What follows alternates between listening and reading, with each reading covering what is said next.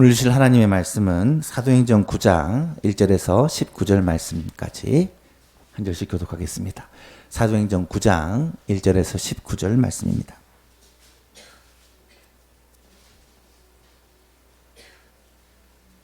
신약성경 202쪽에 있습니다.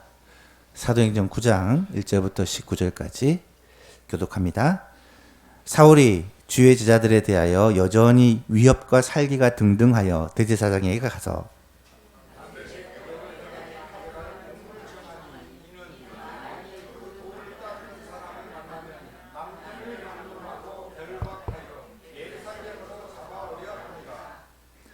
사울이 길을 가다가 다메섹에 가까이 이르더니 호련히 하늘로부터 빛이 그를 둘러 비추는지라.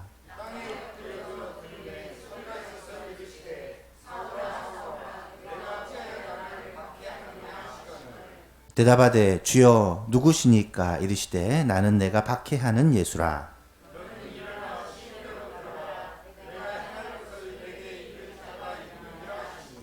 같이 가던 사람들은 소리만 듣고 아무도 보지 못하여 말을 못하고 서 있더라.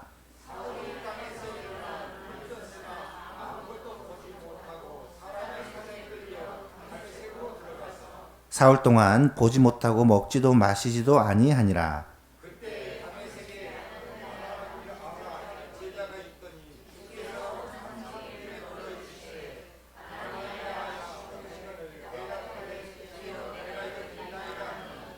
주께서 이르시되 일어나 집 가라 하는 거리로 가서 유다의 집에서 다소 사람 사울이라 하는 사람을 찾으라. 그가 기도하는 중이니라.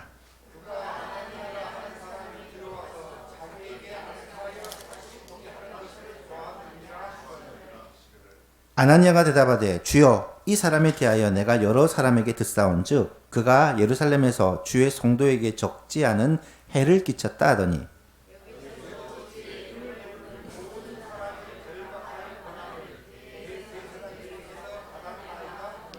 주께서 이르시되 가라. 이 사람은 내 이름을 이방인과 임금들과 이스라엘 자손들에게 전하기 위하여 택한 나의 그릇이라.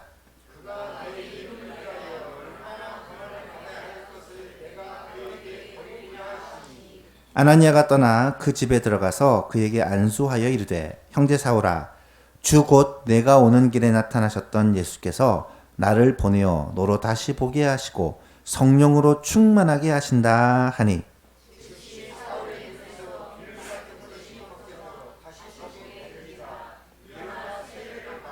함께 있습니다. 음식을 먹음에 강건하여 지니라. 사울이 다메섹에 있는 제자들과 함께 며칠 있을세. 아멘. 올해 우리 교회는 은혜와 평강이 충만한 교회라는 표어를 정하고 하나님이 기뻐하시는 건강한 교회, 성도들이 행복하게 신앙생활하는 교회를 세워나가기 위해 함께 노력해 왔습니다. 그러기 위해서 성경에 나타나는 여러 교회들 그리고 교회사에 나타나는 교회들의 모습을 우리가 살펴보면서 우리가 그 교회를 본받을 것을 본받고 또 그 교회의 모습을 통해 교훈을 받고자 했죠. 12월 달에는 한국교회, 특별히 한국교회 초기 역사에 대해서 살펴보면서 한국교회가 어떻게 이런 교회로 성장할 수 있었는지를 살펴보고 있습니다. 첫 번째 시간에는 이 한국교회 순교 정신에 대해서 말씀을 드렸죠.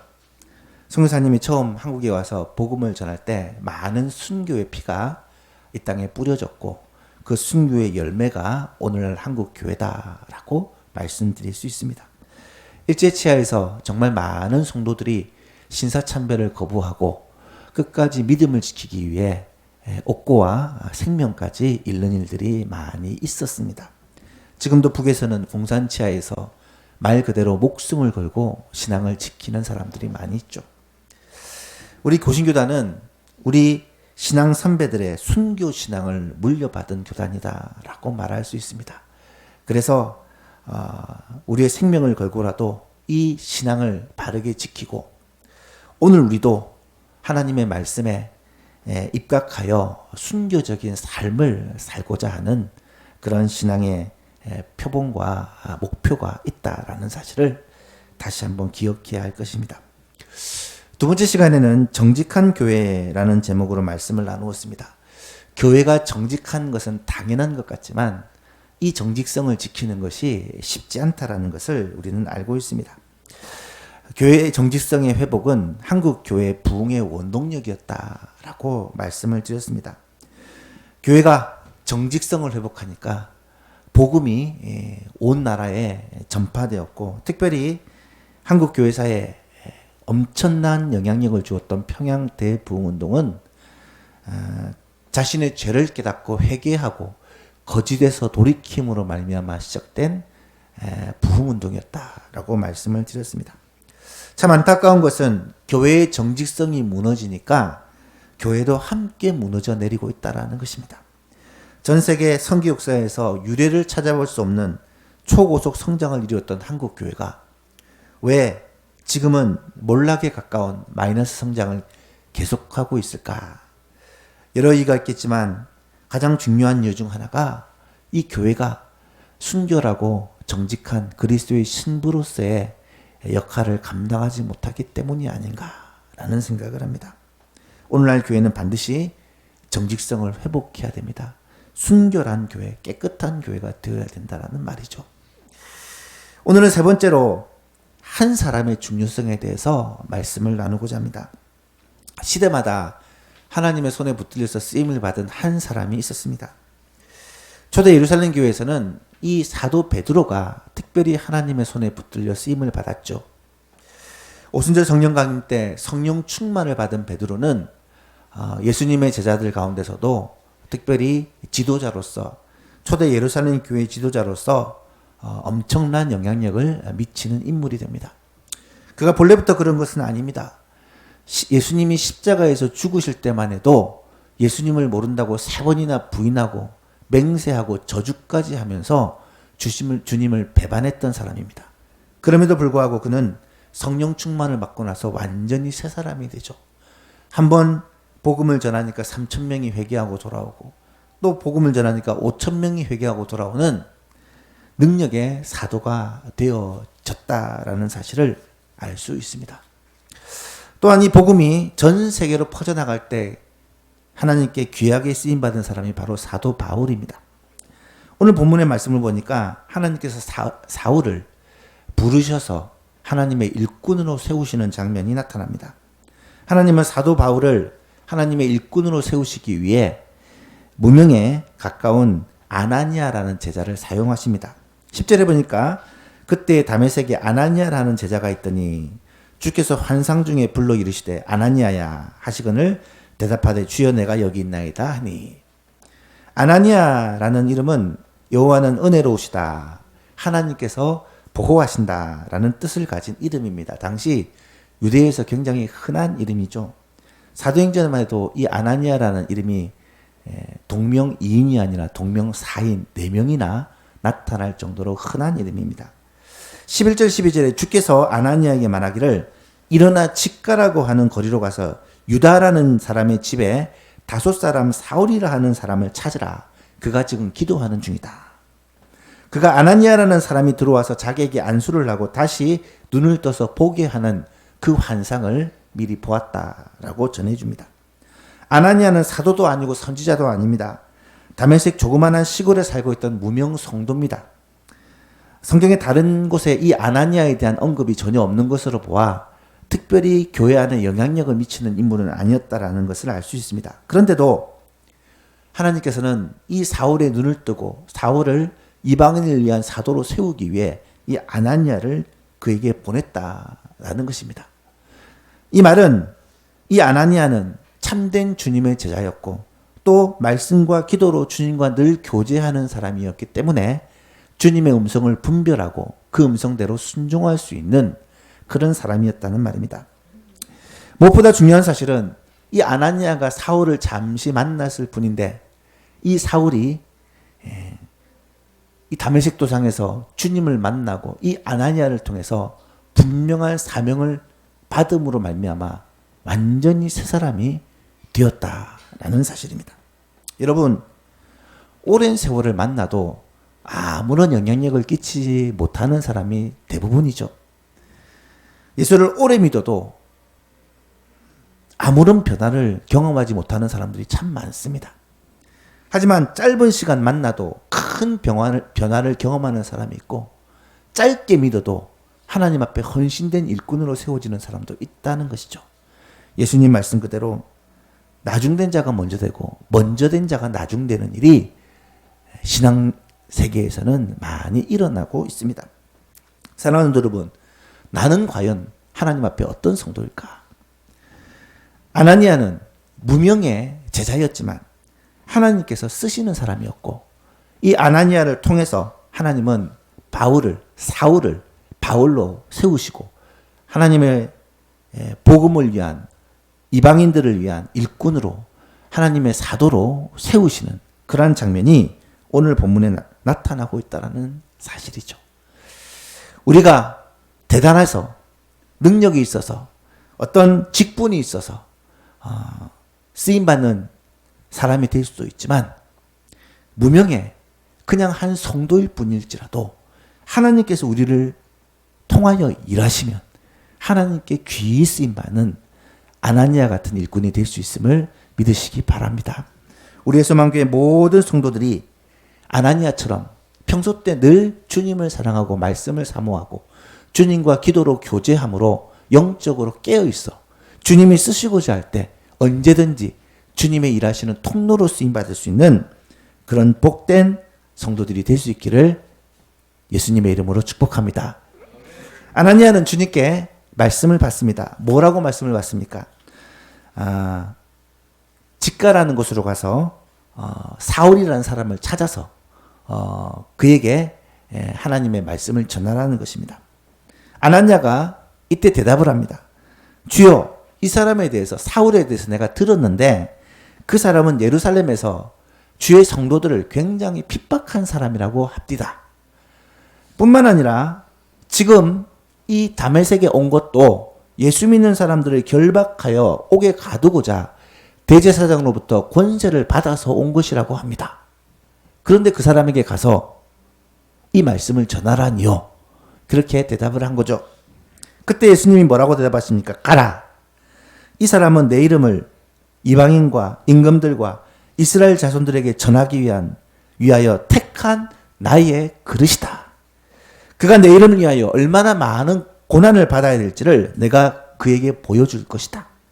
아나니아가 그 말씀을 듣고 떠나 그 집에 들어가서 그에게 안수하고 말하기를, 형제 사울아, 주 예수께서, 주 곧 내가 오는 길에 나타나셨던 예수께서 나를 보내어 너로 다시 보게 하고 성령으로 충만하게 하신다 하니. 아나니아는 주님의 말씀에 즉각 순종합니다. 꼬치꼬치 다져서 묻지를 않고 주님이 말씀하시니까 그 말씀을 믿고 순종합니다. 여러분, 오늘날에도 하나님은 반드시 순종하는 자를 통해서 일하십니다. 우리의 생각으로, 우리의 머리로 이해하기 힘들고 받아들이기 어려운 일일지라도 하나님께서 분명히 말씀하시고 하나님께서 우리에게 명령하시면 그것을 믿고 순종하는 자를 통해 역사하시고 일하신다는 것입니다. 우리 예소망교회가 그런 교회가 되었으면 좋겠고, 이 자리에 함께한 여러분들이 그런 성도들이 되기를 축복합니다. 그렇다면 아나니아를 만나고 나서 이 사울이 어떻게 변화되었는지 즉각적인 변화의 모습이 나타납니다. 첫 번째로 사울은 다시 보게 되었습니다. 안수하니까 눈에서 비늘 같은 것이 떨어지고 다시 볼 수 있게 되었습니다. 또한 물 세례를 받고 성령 충만을 받습니다. 즉시 사울의 눈에서 비늘 같은 것이 벗어져 다시 보게 된지라 일어나서 세례를 받고 음식을 먹음에 강건하여진지라. 사울이 다메섹에 있는 제자들과 함께 며칠 있을새 세례를 받고 성령 충만을 받은 사람이 되었습니다. 여러분, 다메섹에 사울이 온 목적이 무엇입니까?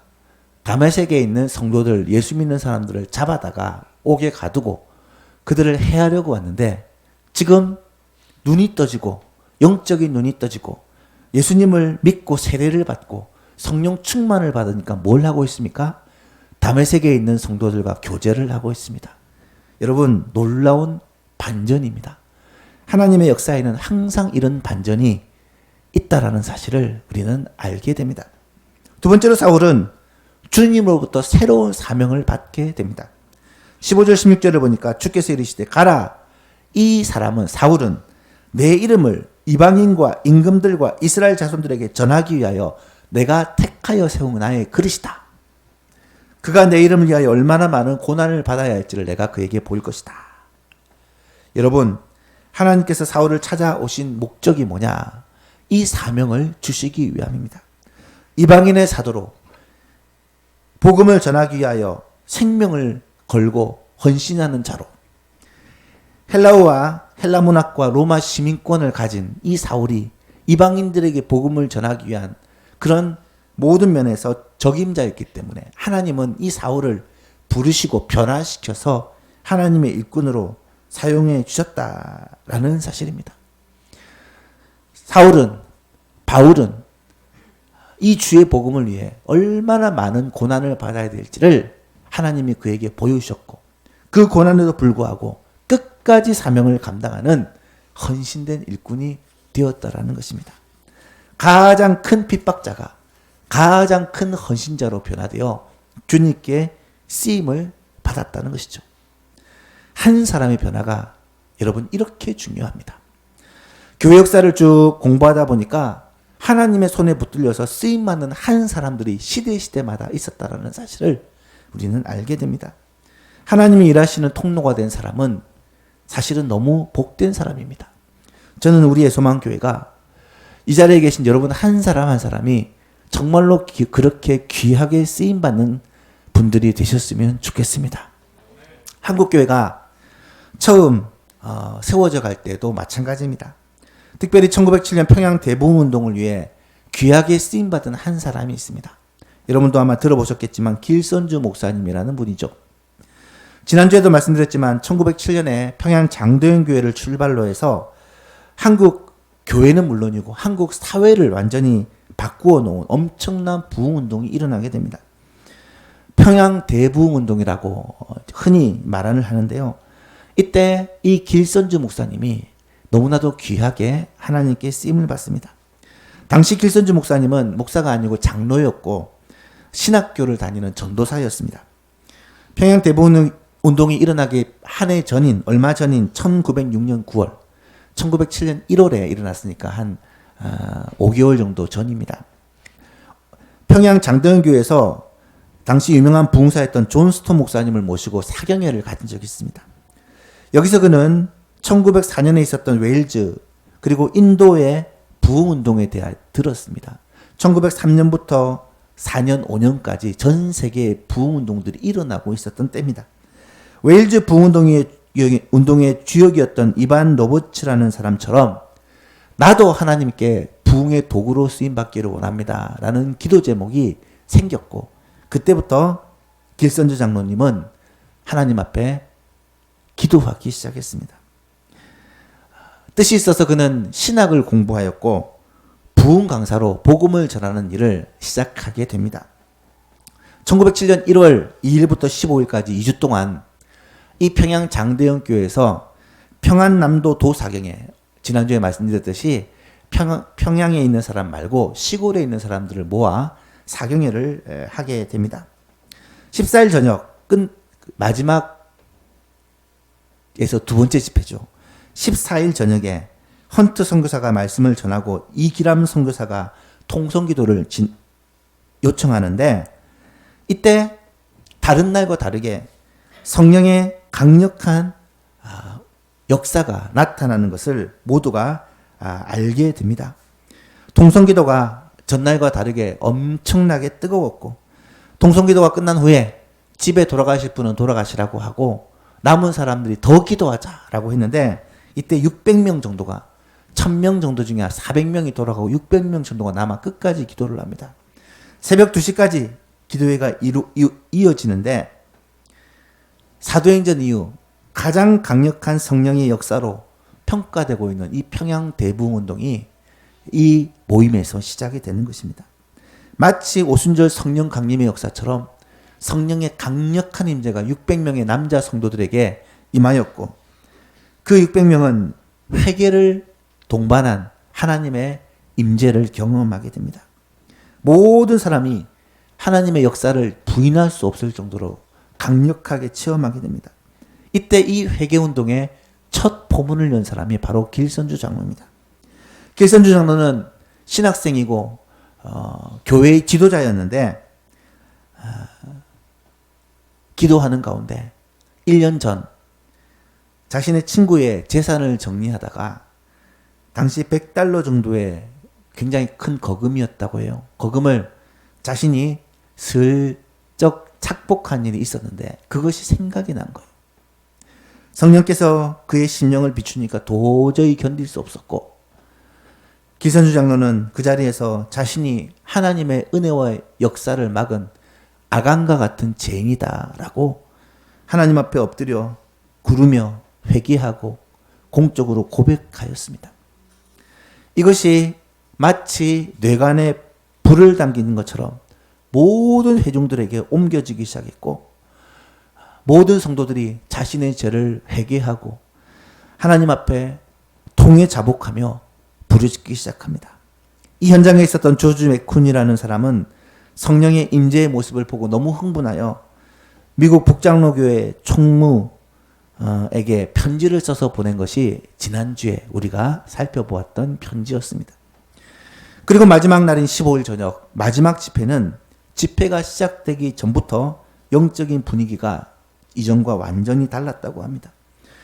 말씀을 전하는 사람 가운데 길선주 장로님이 말씀을 증거하였는데 그의 얼굴이 거룩함으로 불타고 있었고 당시 메시지를 들은 성도들의 증언에 의하면 그 얼굴은 길선주 장로가 아니라 예수님의 얼굴이었다라고 그렇게 이야기를 했다고 합니다. 말씀을 마치고 회개를 촉구하며 기도할 것을 요구하자 그날에 모인 모든 성도들이 말씀 앞에 부복하고 자신의 죄악들, 은밀하게 숨겼던 자신의 모든 죄악들을 다 토해내기 시작합니다. 성령의 강권적인 역사 앞에서 하나의 죄악도 남김없이 하나님 앞에 회개하고 그렇게 성령의 임재를 체험한 평양 대붕운동이 시작됩니다. 이것이 끝이 아니었습니다. 장대영 교회에서 출발한 이 성령의 역사는 순식간에 평양 전역으로 퍼져나가기 시작합니다. 숭덕학교와 숭연여학교에서도 예배 모임 가운데 회개를 동반한 성령의 역사가 임하게 됩니다. 장동교회는 사경회를 마치고 나서 16일 수요 기도회, 20일 주일 예배 때도 동일한 성령의 역사를 경험하게 됩니다. 평양 전역으로 이 퍼진 부흥운동의 불씨가 이번에는 한반도 전역으로 번져가기 시작합니다. 이 은혜를 받은 지도자들이 시골로 평안남도 지역 전체로 이 불길을 번지더니 한반도 전체로 이 불길이 이어가기 시작합니다. 남산형 감리교회에도 이런 놀라운 역사가 나타나게 되는데 이것을 직접 목격했던 노블이라는 선교사가 흥분을 감추지 못하고 본국에 편지를 보낸 내용이 남아있는데 지금 한국교회 안에서는 우리가 지금까지 한 번도 목격하지 못했고 들어보지도 못했던 가장 놀라운 성령의 부어주심의 현시가 일어나고 있습니다. 아마도 사도시대 이후 이보다 더 놀라운 하나님의 권능의 현시는 없었을 것입니다. 매 집회에서 주님의 권능이 교회 전체와 때로는 교회 밖에까지 임했습니다. 남녀가 회개의 역사로 꼬꾸라지고 의식을 잃었습니다. 평양 전 도시는 마치 사람들이 죽은 자를 위해 통곡하는 것처럼 죄에 대한 회개로 들썩이고 있습니다. 사랑하는 성도 여러분, 한 사람이 변화될 때, 한 사람이 쓰임받을 때 하나님의 부흥의 역사는 이렇게 나타나게 됩니다. 베드로 한 사람을 통해서, 아나니아 한 사람을 통해서, 바울 사도 한 사람을 통해서 하나님은 엄청난 역사를 이루어 가신다는 것입니다. 대한민국에도 길선주 목사님이라는 통로를 통해 평양 대부운동의 그 놀라운 역사를 일으켜 주셨고 지금도 마찬가지로 한 사람을 통해 주님은 한국교회 가운데 예수만교회 가운데 일하시고 역사하고 계십니다. 교회의 부흥과 하나님 나라의 확장은 이렇게 쓰임받는 하나님의 사람이 있다. 라는 사실을 우리는 알아야 합니다. 따라서 우리는 교회 부흥을 위해서 기도할 때 이 기도 제목을 가지고 기도해야 됩니다. 하나님, 먼저 내 심령의 부흥을 허락해 주십시오. 먼저 내가 변화되고 내가 하나님의 도구가 되고 통로가 되게 하여 주옵소서. 나로부터 부흥의 역사가 시작되게 하여 주옵소서. 이 기도 제목과 간절한 기도가 하나님께 응답받고 우리가 하나님의 일하시는 통로가 될 수 있기를 간절히 바랍니다. 마지막으로 적용을 하면서 이런 질문을 드리고자 합니다. 하나님께서 나를 통하여 하나님의 역사를 이루시고 우리의 소망교회를 통하여 하나님의 부흥의 역사를 이루시기 원한다면 과연 나는 무엇이 변화되어야 되고 어떻게 변화되어야 될까? 두 가지를 생각해보고 말씀을 마치려고 합니다. 먼저 무엇이 변화되어야 되겠습니까? 먼저 마음과 생각이 변화되어야 됩니다. 겉모습이 아니라 속사람이 변화되어야 한다는 것입니다. 우리의 속사람이 바뀌지 않으면 우리의 삶이 바뀌지 않고 우리들의 행동이 바뀌지 않습니다. 두 번째로는 우리의 속사람이, 마음이, 생각이 바뀌면 우리의 삶이, 행동이 변화되게 되어 있습니다. 마음의 변화, 생각의 변화는 반드시 행동으로 나타나게 되고 이 행동은 하나님의 뜻에 굴복하고 하나님의 말씀에 순종하는 모습으로 나타나게 된다는 거예요. 특별히 과거의 죄에서 벗어나게 됩니다. 죄에서 회개하고 돌이키게 됩니다. 과거의 습관에서 벗어날 수 있게 된다는 거예요. 여러분, 능력이 변화되어야 됩니다. 우리의 능력으로, 우리의 힘으로, 우리의 지혜로 하나님의 역사에 쓰임을 받을 수 없습니다. 어떻게 능력이 변화될 수 있겠습니까? 내가 변화되는 게 아니라 내 안에서 그리스도께서 내 삶의 주인이 되시고 내 안에 계신 성령으로 말미암아 내가 새롭게 변화될 수 있는 것입니다. 그래서 진정한 변화는 내가 만드는 것이 아니라 내 안에 그리스도께서, 내 안에 성령님께서 이루시는 변화라는 사실을 우리는 꼭 알아야 됩니다. 그러면 어떻게 변화될 수가 있겠습니까? 여러분, 사람이 변한다는 것은 기적입니다.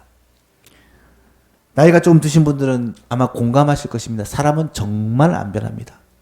저도 깜짝깜짝 놀란 게 가끔 옛날에 젊을 때, 어릴 때 친구를 만나보면 정말 하나도 안 변해 있습니다.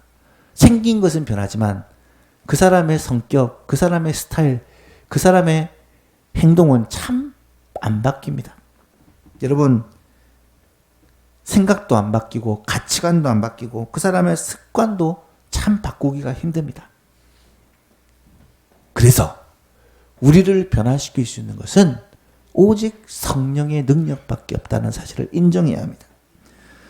겉모습이 아니라 우리의 마음과 생각, 우리의 속사람이 변화될 수 있는 것은 내 삶의 주인이 예수 그리스도로 바뀌어지고 내 삶을 주관하고 다스리는 분이 성령님이 되실 때 우리는 비로소 변화될 수 있습니다. 따라서 결론은 말씀과 기도입니다.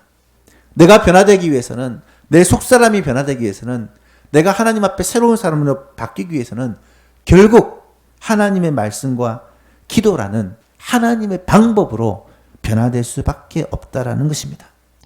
부흥의 역사, 하나님의 성령의 역사가 나타나는 모든 곳에서 공통점이 하나님의 말씀과 기도가 있었다라는 것입니다.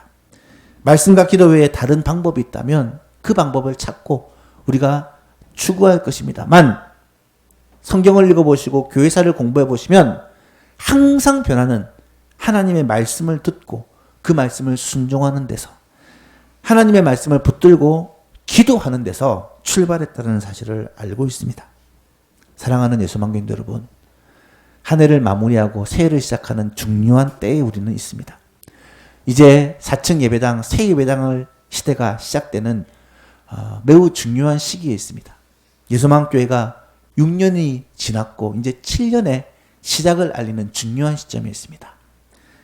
우리 교회가 정말 하나님의 손에 붙들려 귀하게 쓰임받는 교회가 되어야 하지 않겠습니까? 이 지역에 죽어가는 많은 영혼들을 구원하는 부흥의 통로가 되어야 하지 않겠습니까? 그러기 위해서는 한 사람이 중요합니다. 이 자리에 계신 여러분 한 사람 한 사람, 저 자신부터 하나님께 쓰임받는 도구로 변화되어야 되는데 어떻게 변화될 수 있겠습니까? 성령께서, 우리 안에 계신 예수님께서 우리 안에서 역사하시고 나를 변화시켜 주셔야 가능한데, 하나님의 성령의 역사는 반드시 말씀과 기도를 통해 역사하신다. 이 사실을 꼭 기억하시고 연말과 새해 이 중요한 시점에 하나님의 말씀을 듣는 일에, 하나님의 말씀을 읽고 묵상하는 일에 더 힘을 내시기를 원하고, 하나님 앞에 말씀 붙들고 기도하는 일에 우리의 힘을 모으는 귀한 시간이 될 수 있기를 주님의 이름으로 축복합니다.